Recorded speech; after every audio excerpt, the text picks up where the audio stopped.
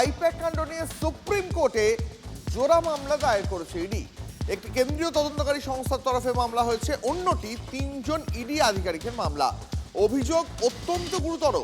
মুখ্যমন্ত্রী মমতা বন্দ্যোপাধ্যায়, রাজ্য পুলিশের ডিজি, মুখ্য সচিব, কলকাতার পুলিশ কমিশনার এবং পুলিশের অন্য অফিসারদের বিরুদ্ধে যে অভিযোগগুলি করা হয়েছে সেগুলি ভারত ন্যায় সংহিতার বিভিন্ন ধারায় ফৌজদারি অপরাধ, মানে ক্রিমিনাল অফেন্স।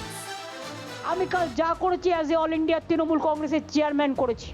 সুপ্রিম কোর্টে ইডি অবশ্য নির্দিষ্ট করে মেনশন করেছে, যা করেছেন, যিনি করেছেন তিনি মুখ্যমন্ত্রী মমতা বন্দ্যোপাধ্যায়। সুপ্রিম কোর্টে ইডির পিটিশনে কি অভিযোগ? মুখ্যমন্ত্রী পুলিশ আধিকারিকদের সঙ্গে নিয়ে ডাকাতি করেছেন, ইডি অফিসারদের ভয় দেখিয়ে নথি ছিনতাই করেন মুখ্যমন্ত্রী।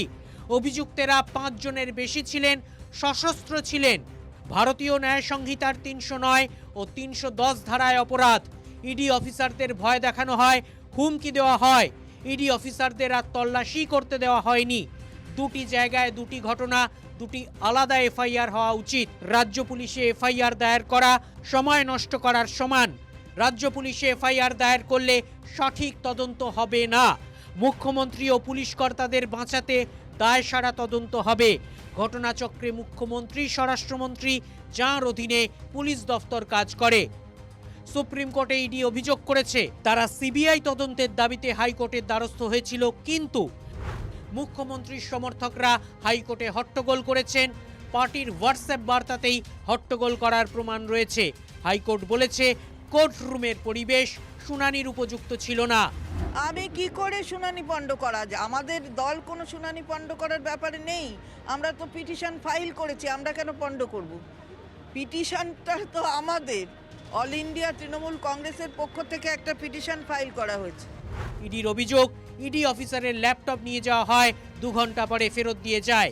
ইডি অফিসারের ল্যাপটপ 2 ঘন্টার জন্য নিয়ে যাওয়া চুরির পর্যায়ে পড়ে। ইডি অফিসারদের হতোদ্যম করতে মিথ্যা ফৌজদারি মামলা করা হচ্ছে। ওই এফআইআর সামনে রেখে পুলিশ ঘটনাস্থলের সিসিটিভি ক্যামেরা নিয়ে চলে গিয়েছে। যে সিসিটিভি ক্যামেরায় মুখ্যমন্ত্রীর বেআইনি কাজের ছবি রেকর্ড করা হয়েছিল। এটা তদন্তের নামে তথ্য প্রমাণ নষ্টের আরও একটি অপরাধ।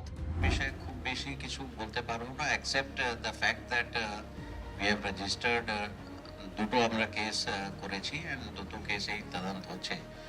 এর বাইরে এই মুহূর্তে কিছু বলা সম্ভব নেই, যেহেতু এটা মাননীয় সুপ্রিম কোর্টে ম্যাটারটা পৌঁছে গেছে, ওখানে পেন্ডিং আছে, তো এইসব ডিটেলস এখানে বলা উচিত হবে না। আমরা মানে ওই লিগ্যাল ম্যাটার্স যা যা আমাদের করণীয় থাকবে সেটা করা হবে। এবং যা করেছি আমি কোনো অন্যায় করিনি। তুমি আমায় খুন করতে এসছো, আমার আত্মরক্ষা করার অধিকার আছে। 160 পাতার পিটিশনে ইডির অভিযোগ, পশ্চিমবঙ্গে শিউরে ওঠার মতো পরিস্থিতি। মুখ্যমন্ত্রী ও পুলিশ কর্তারা গুরুতর অপরাধ করেছেন, যার জন্য এফআইআর দায়ের হওয়া বাধ্যতামূলক। অত্যন্ত অস্বাভাবিক, নজিরবিহীন, দুর্ভাগ্যজনক পরিস্থিতির মধ্যে পড়েছে ইডি। অন্যতম বিরল ঘটনা, যেখানে শীর্ষ আদালতের হস্তক্ষেপ সাংবিধানিকভাবে অপরিহার্য, যাতে কোনো দলের কোনো নেতা আইন হাতে তুলে নিতে না পারেন, জনতার সামনে অপরাধ ঘটাতে না পারেন। সুপ্রিম কোর্টে অভিযোগ নথিভুক্ত হয়ে গেছে, শুনানি কবে? জ্যোতির্ময় কর্মকারের রিপোর্ট, TV9 বাংলা। আইপ্যাক ইডির তল্লাশি নিয়ে দুটি প্রশ্ন তুলেন অভিষেক। কয়লাকাণ্ডে গত 3 বছরে কাউকে তলব করেনি ইডি, তাহলে ভোটের আগে কেন হঠাৎ হানা? সংস্থার 3 জন পরিচালক থাকতে কেন শুধু একজনের বাড়িতেই তল্লাশি? এই প্রশ্নও তুলেছেন তৃণমূল সেনাপতি। একই সঙ্গে তাঁর অভিযোগ, বিজেপির নির্দেশে তৃণমূল কংগ্রেসের তথ্য চুরি করতে এসেছে ইডি। এই যে আইপ্যাকের অফিসে রেড হলো, এবার বিজেপির নেতারা বলছে যে কয়লাকাণ্ডে ইডি তদন্ত করছে, ইডি রেড করবে, তাতে আপত্তি কোথায়? কোনো আপত্তি নেই। আপত্তি দুটো জায়গায়। এক হচ্ছে কয়লা তদন্তে লাস্ট 3 বছরে একটা সামান ইস্যু করা হয়নি কাউকে, হঠাৎ করে নির্বাচনের 1 মাস আগে রেড, এখানে আপত্তি। আর 2 নম্বর আপত্তি হচ্ছে আইপ্যাকের 3 জন ডাইরেক্টর, কোম্পানির উপর রেড হলে 3টে ডাইরেক্টরের উপর রেড হবে। একজন দিল্লিতে কাজ করছে, একজন তামিলনাড়ুতে কাজ করছে, একজন বাংলায় কাজ করছে।